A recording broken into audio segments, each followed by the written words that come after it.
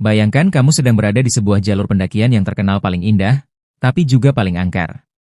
Kabut turun tiba-tiba, angin berhembus kencang, dan di tengah kesunyian, kamu mendengar suara gamelan dari arah puncak gunung.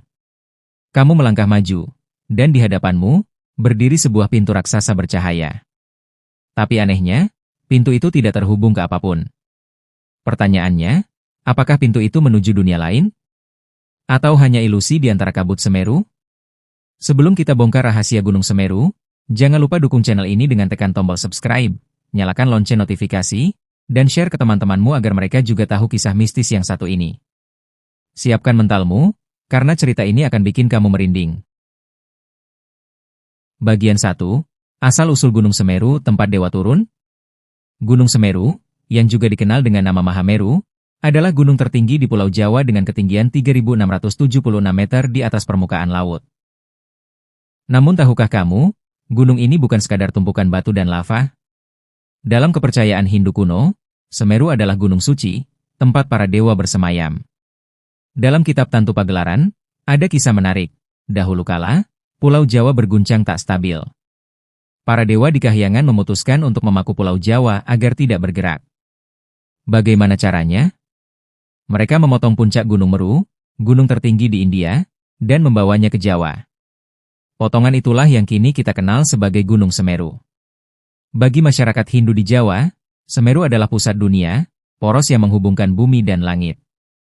Jadi wajar kalau gunung ini dianggap sakral dan penuh misteri. Bagian 2. Larangan yang harus dipatuhi pendaki. Mendaki Semeru bukan hanya soal fisik dan peralatan, tapi juga soal aturan gaib yang harus dihormati. Banyak pendaki yang percaya, melanggar pantangan di gunung ini bisa berakibat fatal. Beberapa larangan yang paling terkenal. Jangan berkata kasar. Konon, kata-kata kotor bisa mengundang kemarahan penunggu gunung. Jangan mengambil Edelweiss. Bunga ini dianggap sakral, dan mencabutnya diyakini akan membawa sial. Hindari memakai pakaian merah mencolok. Warna ini konon memancing makhluk gaib. Ada banyak cerita pendaki yang mengabaikan aturan ini. Salah satunya adalah kisah tentang sekelompok pendaki yang bercanda berlebihan di jalur Cemoro Kandang. Malamnya, salah satu dari mereka menghilang tanpa jejak. Sampai hari ini, jasadnya tak pernah ditemukan. Bagian 3. Pos-pos angker di jalur pendakian. Semeru punya banyak pos pendakian, tapi ada satu yang selalu bikin merinding. Pos Arcopodo. Konon, di sini ada dua arca kembar yang tidak bisa dilihat sembarangan orang. Pendaki percaya, arca ini adalah penjaga jalur menuju puncak. Banyak yang mengaku merasakan perasaan diawasi saat melewati pos ini. Ada yang mendengar suara langkah kaki berbaris, padahal tak ada satupun pendaki lain di sekitar. Cerita mistis lainnya terjadi di jalur Ororo Ombo. Hamparan padang rumput luas ini memang indah, tapi katanya ada makhluk tinggi besar yang sesekali menampakkan diri. Orang menyebutnya penjaga padang ilalang. Bagian 4. Danau Ranukumbolo indah tapi penuh misteri. Bicara Semeru, tak lengkap tanpa menyebut Ranukumbolo. Danau ini adalah surga bagi pendaki. Airnya jernih, pemandangannya memukau. Tapi jangan salah, di balik keindahannya, ada misteri yang tak bisa dijelaskan. Konon, di danau ini tinggal penguasa gaib. Pendaki dilarang mandi, apalagi menyeberang di tengah danau. Ada cerita pendaki yang melanggar larangan ini. Ia hilang begitu saja, jasadnya tak pernah ditemukan. Anehnya, 3 hari kemudian, teman-temannya mendengar suara orang memanggil dari arah seberang danau. Suaranya mirip pendaki yang hilang. Bagian 5. Fenomena gerbang gaib di puncak Mahameru. Nah, ini bagian yang paling bikin penasaran. Ada kisah yang beredar di kalangan pendaki tentang gerbang gaib di puncak Semeru. Beberapa orang mengaku melihat sebuah pintu besar bercahaya, berdiri di antara batu-batu hitam. Pintu itu tak terhubung ke apapun, tapi memancarkan cahaya aneh. Ada yang bilang, pintu itu menuju kahyangan, tempat para dewa bersemayam. Ada pula yang percaya, itu adalah portal menuju dunia paralel.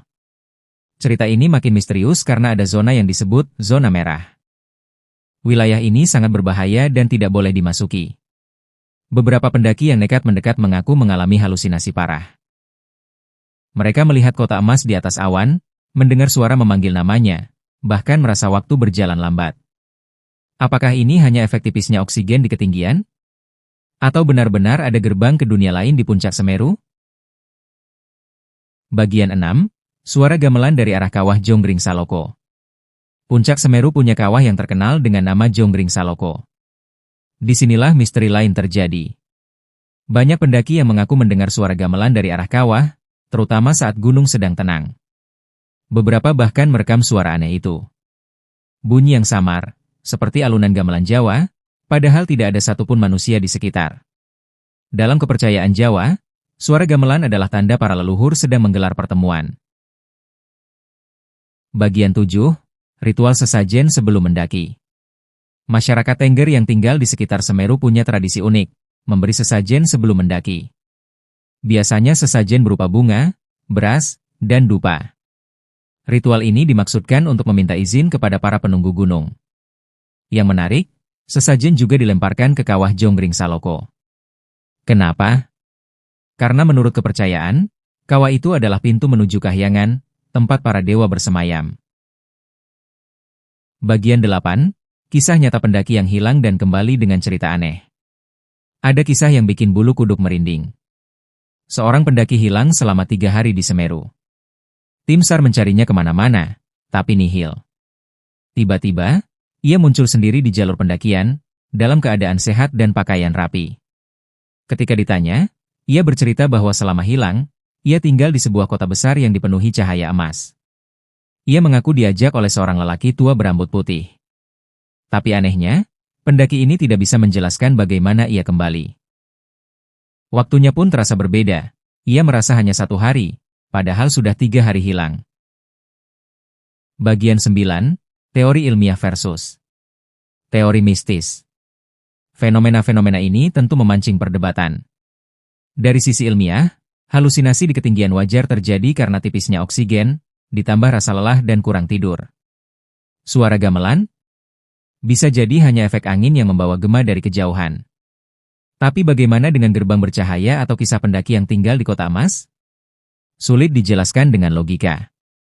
Itulah kenapa sebagian orang percaya bahwa Semeru adalah pintu antara dunia manusia dan dunia gaib. Bagian 10. Kesimpulan, apakah gerbang itu benar ada? Jadi, apakah benar ada gerbang menuju dunia lain di Gunung Semeru? Sampai sekarang, tidak ada bukti ilmiah. Tapi cerita-cerita ini terus hidup, turun-temurun, karena Semeru bukan sekadar gunung. Dia adalah simbol spiritual, tempat sakral, dan mungkin, pintu rahasia yang belum kita mengerti. Lalu, bagaimana menurut kamu? Apakah semua ini hanya mitos, atau memang ada sesuatu di balik kabut Semeru? Tulis pendapatmu di kolom komentar. Jangan lupa like, share, dan subscribe untuk kisah-kisah misteri lainnya. Sampai jumpa di cerita berikutnya.